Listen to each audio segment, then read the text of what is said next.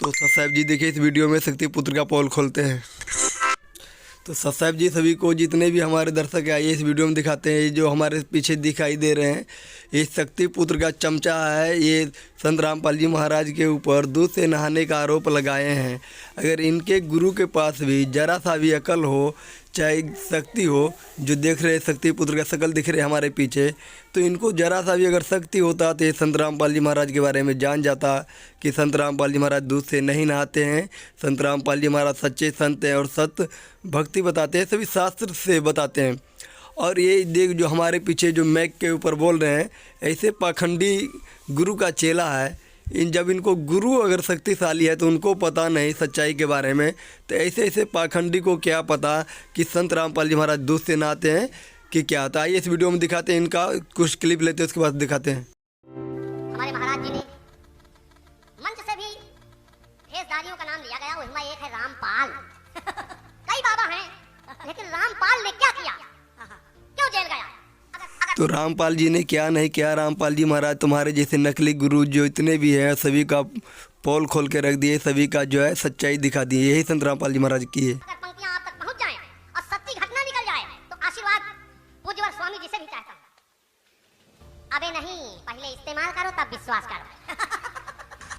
यही इनका गुरु है शक्ति पुत्र जी। देख लीजिए इसका शकल। अगर इनके पास में थोड़ा सा भी अगर अकल होता, थोड़ा सा भी अगर शक्ति होता, तो संत रामपाल जी महाराज का जिस तरीके से इसका शिष्य जो है निंदा कर रहे हैं, ये उनको रोक देते कि बेटे ऐसा बात नहीं है। तो इनको शकल देखिए, अगर इनके पास में शक्ति होता तो खुद मजाक बना रहे एक संत का इसका शिष्य, और ये चुपचाप देख रहे हैं और हंस रहे हैं। तो इनके पास में कितना अकल है आप लोग इस वीडियो में देखिए। और इस वीडियो में मैं प्रमाण के साथ दिखाऊंगा। साहब जी देखिए, रामपाल गाय के दूध से नित्य नहाए। अरे राम, सुनिए साहब क्या बढ़िया रचना है। गाय के दूध से शालिग्राम देवता का स्नान होता, लेकिन इसने क्या किया कि गाय के दूध से नित्य नहाए, वही दूध टभमा करावे इकट्ठा। गाय के दूध से नित्य नहाए, वही दूध टभमा करावे इकट्ठा। खीर वही की, प्रसाद वही का दहिया वही क्या मट्ठा। दोस्तों अभी आपने सभी देखे किस तरीके से इस पाखंडी का पोल खोलते हैं। जिस तरह शक्ति पुत्र है जिनका शकल दिखाई दे रहे हैं, इनके पास में ना कोई शक्ति है ना कोई सिद्धि। अगर इनके पास में कोई शक्ति सिद्धि होता तो ये सच्चे संत के बारे में जान जाते, जो संत रामपाल जी महाराज है, जो पूरे विश्व को सतभक्ति दे रहे हैं और सभी शास्त्र से दे रहे हैं।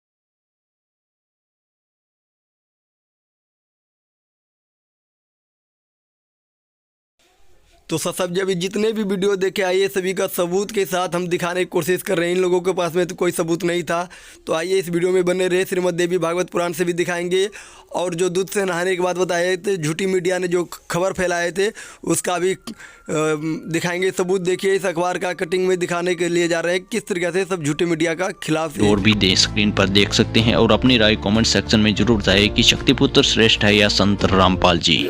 अब ये थोड़े से दिन में ये ट्या करने वाले हैं ना विरोधी, सिर पटक कर बैठ जाएंगे। जनता है ना, बोलने नहीं देगा बच्चा भी।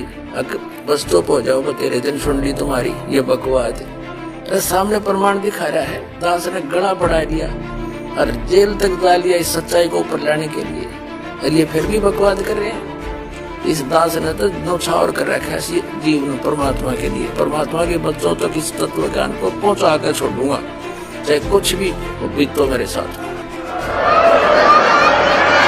पुत्रों को इतना भी विवेक नहीं कि वह जिस माँ दुर्गा की साधना करते हैं वह महाशक्ति खुद देवी भागवत पुराण 7वें स्कंद अध्याय 36 पृष्ठ 563 में हिमालय से कहती हैं कि हे हिमालय, उस एकमात्र परमात्मा को ही जानो, दूसरी सब बातों को छोड़ दो। इस आत्मा का ओम के जाप के साथ ध्यान करो। उस पार जो ब्रह्म है उसको पा जाओगे। वह ब्रह्मलोक रूपी दिव्य आकाश में रहता है। शक्ति पुत्र जी जरा अपने विवेक का इस्तेमाल करें और विचार करें कि माँ दुर्गा स्वयं हिमालय को उस ब्रह्म की साधना अर्थात ओम मंत्र का जाप करने को कहती हैं, जिसकी भक्ति स्वयं माँ दुर्गा भी करती हैं। अर्थात यहाँ पर उस महाशक्ति ने यह सिद्ध कर दिया कि मुझसे ऊपर भी कोई शक्ति है।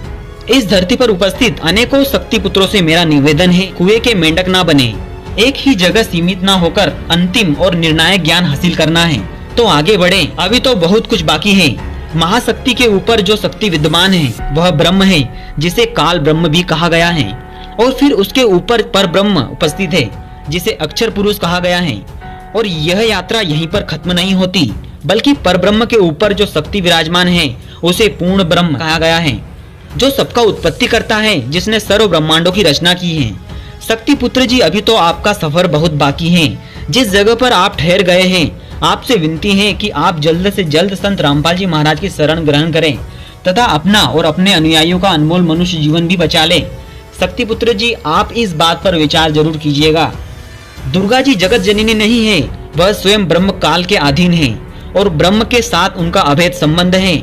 इतना ही नहीं, बल्कि माँ दुर्गा अष्टंगी के 3 पुत्र हैं। श्री ब्रह्मा जी रजोगुण, श्री विष्णु जी सतोगुण और श्री शंकर जी तमोगुण युक्त हैं।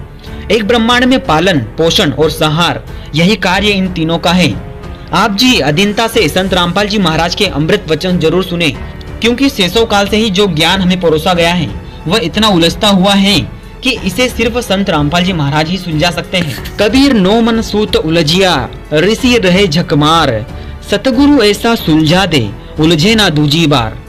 शक्ति पुत्र जी, आप दावा करते हुए कहते हैं कि संत कबीर जी कोई भगवान नहीं थे, बल्कि सिर्फ एक संत थे, जिसे कुछ लोग जेल में बैठकर ज्ञान प्रचार करके भगवान सिद्ध करने में लगे हैं तथा कबीर को सर्व ब्रह्मांडों का रचयिता बताने लगे हैं। शक्ति पुत्र जी से हमारी विनम्र प्रार्थना है कि सबसे पहले तो आप संत रामपाल जी महाराज के ज्ञान को समझें और उसके बाद आप स्वयं निर्णय करें कि क्या सही है और क्या गलत, क्योंकि संत रामपाल जी महाराज के ज्ञान को समझने के बाद तो कोई मूर्ख ही होगा जो कहेगा कि यह ज्ञान गलत है।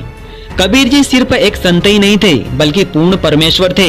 इस बात का प्रमाण चाहिए तो इस वीडियो के डिस्क्रिप्शन में आपको वीडियो की लिंक मिल जाएगी, जिससे आपको यह भलीभांति आभास हो जाएगा कि कबीर साहब सिर्फ एक संत ही नहीं थे, बल्कि पूर्ण परमात्मा थे। अधिक जानकारी के लिए ज्ञान गंगा